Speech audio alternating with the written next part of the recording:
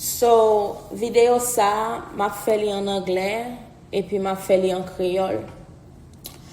So, this is about like when a man is trying to treat you like you are their mother. And I'm going to tell you how to know the things they do and what you yourself you can do to remove yourself from that situation.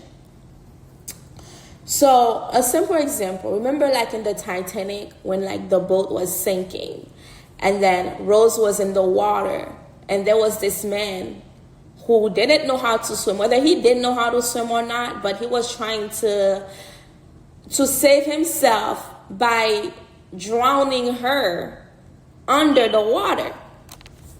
And I'm like, yes, I know, I understand, whatever your situation may be, you may not know how to swim, but for me, I'm trying to save my own self. You're not my child. If you were my child, I will try my best to save you, but you are a grown man.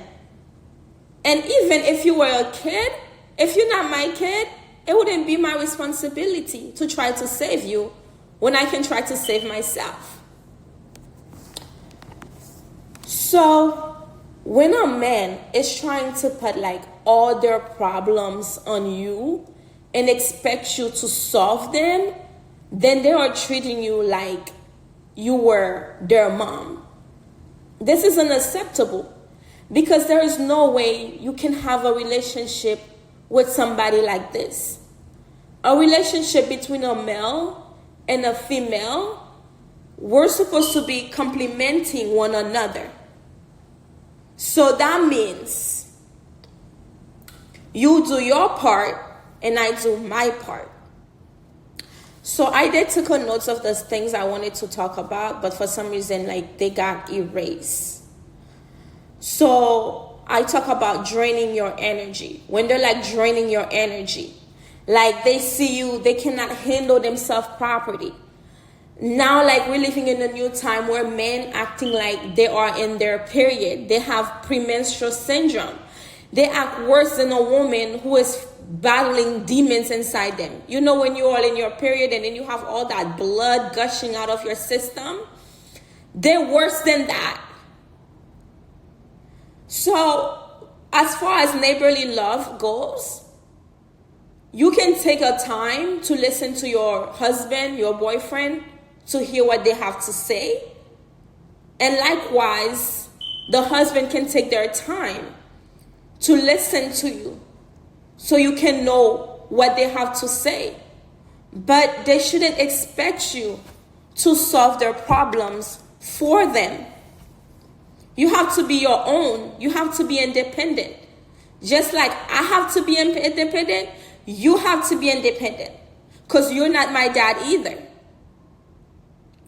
So I am not your life coach.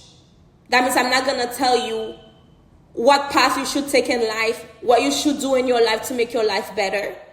I am not your counselor. I am not a psychiatrist. I am not a cook. I am not a cleaner. And any title that makes me feel less than being your partner, that means your wife, your husband, your girlfriend, or your boyfriend. And they're not your child either. And you're not my kid. So I shouldn't have to be the one to tell you what to do. You are grown. I am grown. Two kids cannot be fucking each other. Which is exactly, that's all a man and a woman in a relationship needs. Because you have the out plug and I have the in plug. That's how God created men and women. That's the only thing I am lacking in me that you can give me. That's the only thing you're lacking in you that I can give you. Any relationship like that is toxic. And you call these people entitled, arrogant, narcissist. I used to hear the word narcissist all the time, but I'm like, why are you guys calling people narcissists? But this narcissist disease, it's for real. What is a narcissist? A narcissist is a man or a woman with a delusional mind They think they're perfect. Like they're like Jesus walking on water. They don't have to die on a cross.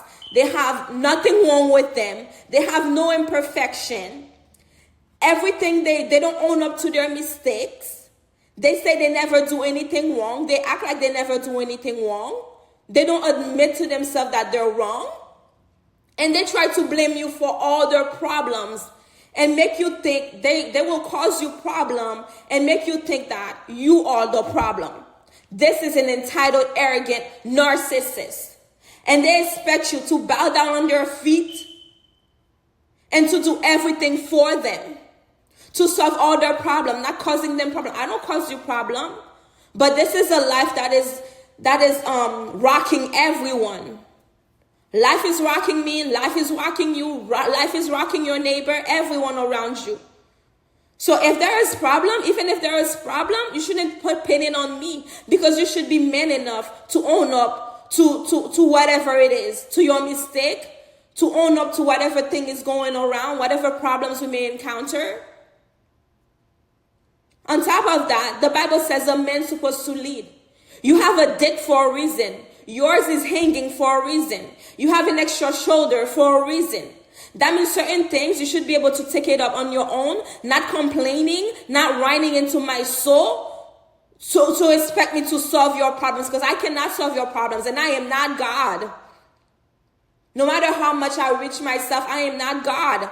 I'm not going to give you a paradise. I'm not going to make your life a paradise for you. I can't get to that level.